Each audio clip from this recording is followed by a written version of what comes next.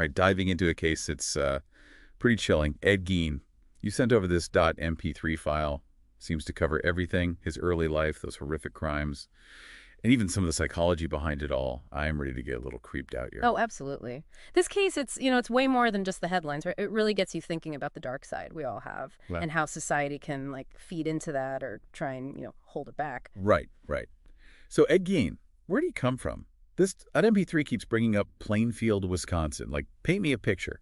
What was his life like growing up there back in the 30s? Okay, so picture rural Wisconsin, small town, isolated. That's huge, that isolation. It was all over Gein's life. And right there in the middle of it, you've got Augusta, his mother. Yeah, the .mp3 file really focused on her, huh? Yeah. Like Augusta's influence on Ed. Deeply religious, almost fanatical.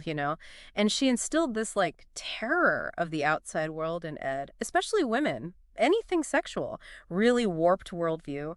All women were sinners, except her, of course. So she's his only connection, but it's built on fear, isolation. That's got to leave a mark, right? No doubt. And then it gets even more messed up. Augusta dies in 45. Imagine your whole foundation just crumbles. That's Ed. Lost his anchor, his moral compass, the only person he really had. Yeah, it's sad in a way. But also, knowing what came later, really disturbing. The MP3 talks about him going to graveyards at night, digging up bodies. It's like things got really dark after Augusta died. It's like this moral vacuum opened up, right? And all that warped thinking about women, the obsession with his mother, all kind of explodes into these horrible acts, trying to fill that void, but in the most twisted way imaginable. So we're seeing the seeds of those crimes, right? Then, 1957, Bernice Worden disappears. The MP3 says that's what leads the police to Gein's farm. What was waiting for them there? Nightmare. Pure nightmare. Furniture made of bones, human bones, masks made up of skin, clothes sewn from human remains. It was like all that darkness inside Gein, it just spilled out into the real world. Okay, I am getting chills just thinking about it. But how do we even begin to understand this, the psychology of it? The MP3 does touch on Freud, like his ideas. Can you break that down for our listener? How does that fit with Gein? Sure. Freud's id, ego, superego, right? The id, that's the primal part of us, pure instinct. Superego, that's our conscience, the rules we learn. And the ego's trying to balance those two. Okay, I see where you're going. So, Ed Gein, was it like his id just went wild? The MP3 kind of suggests that Augusta, her extreme morality, that became Ed's superego. Harsh, unforgiving, based on fear.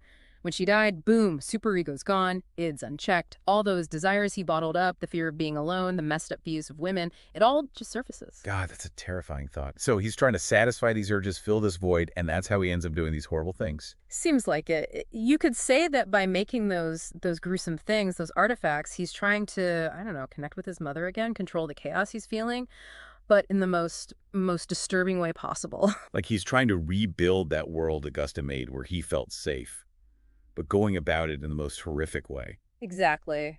Tragically misguided, trying to cope with this loss, this psychological turmoil. Now, the Down MP3 also brings up Jung, his idea of the shadow.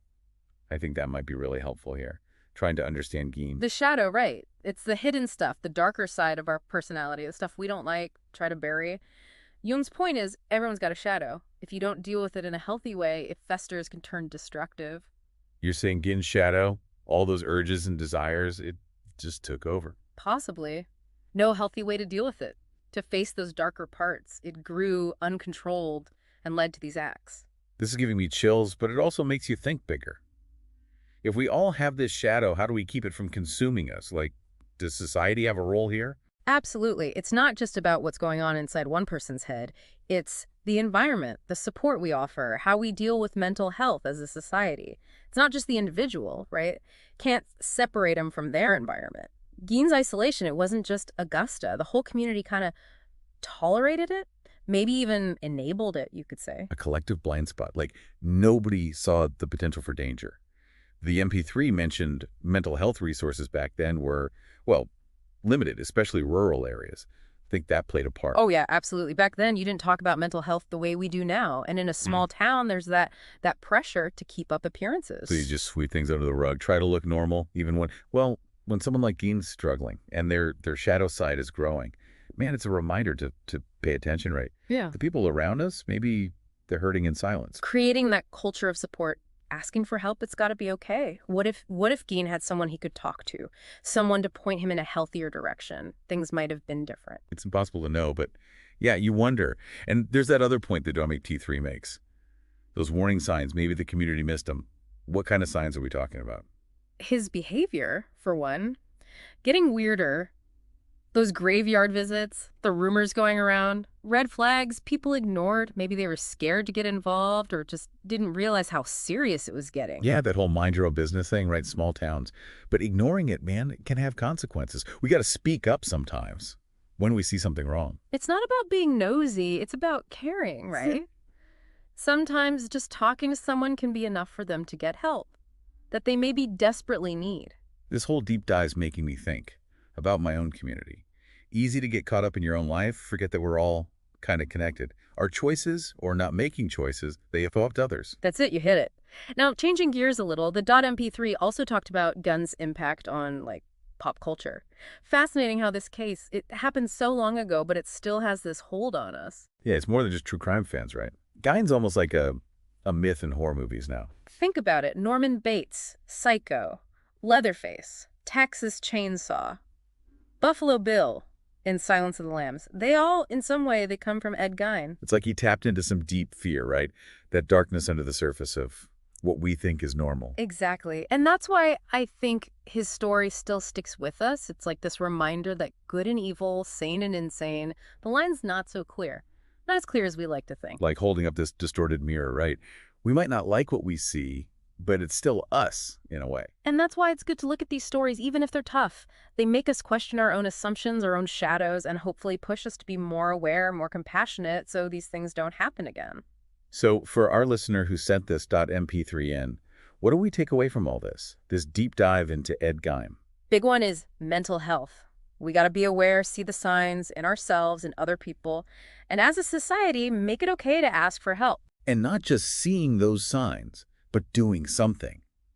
Reach out to someone who's hurting, have those tough conversations, push for better resources. That can make a difference. The other thing is, we've all got that shadow side.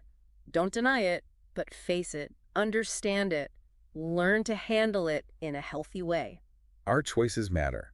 The people we surround ourselves with, how we deal with life's crap. It's about building up the good in us so the bad doesn't take over. And lastly, Gein, he shows us that we're all connected, right? What one person or a whole community does, it has ripples. We got to look out for each other, create a world that's compassionate, where people can be mentally healthy. Not just each person on their own, but all of us together, right? Putting mental health first, having a safety net for those who are struggling. Exactly. Which brings us back to that question the .mp3 asked. If understanding evil is how we fight it, what choices are we going to make? To choose the good, the light. Not just for ourselves, but for everybody. Powerful question. Yeah. And one we all got to think about, I think, not just today, but every day. This whole deep dive, it's chilling, yeah. Reminds us that the potential for darkness, it's in all of us, but it's also a call to action, to choose light for ourselves and for the world. And that choice, that commitment to good, that's what can stop these tragedies from happening and create a world where everyone has a chance to really thrive. Powerful stuff, yeah. Even looking at the worst parts of humanity, like Gein, there's still, I don't know, hope in the choices we make. It's a choice we got to make like, every day, right? Do we look away from the bad stuff, pretend it's not there, or do we face it, try to understand and make things better? That question from the .mp3 file, it comes back, doesn't it? What are we going to do to choose the light, not just for us, but for everyone? Really sticks with you after looking at all this Gein stuff. What hits me is it's not one or the other. It's both, right? Got to work on ourselves, A&D, build a world where everyone can grow. A world where, I don't know, everyone matters. Mental health's just as important as physical health. And people can get the help they need to really live a good life. And it starts with us, right? Yeah. The little things. Checking in on that neighbor who's always alone, volunteering at a mental health place, even just being careful how we talk about mental illness. It all adds up, right? All those small things. Chip away at the stigma, build a place where people feel supported. It's never done, is it?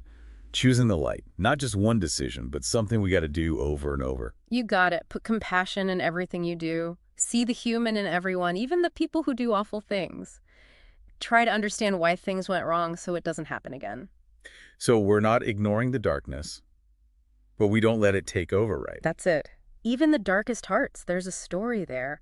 Why'd they end up like that? We can't say it's okay what they did, but we can try to get it, learn from it, stop it from happening to someone else. So we went deep into this dark world of Ed Gein. But the message for our listener, it's clear.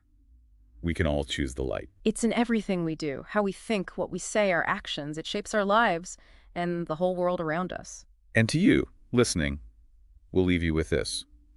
What are you going to choose today and every day to bring that light into your life and into your community? Thanks for going on this journey with us. Hopefully it made you think, maybe even inspired you to do something, anything. Make the world a little better, kinder. Keep learning, stay curious, and choose the light.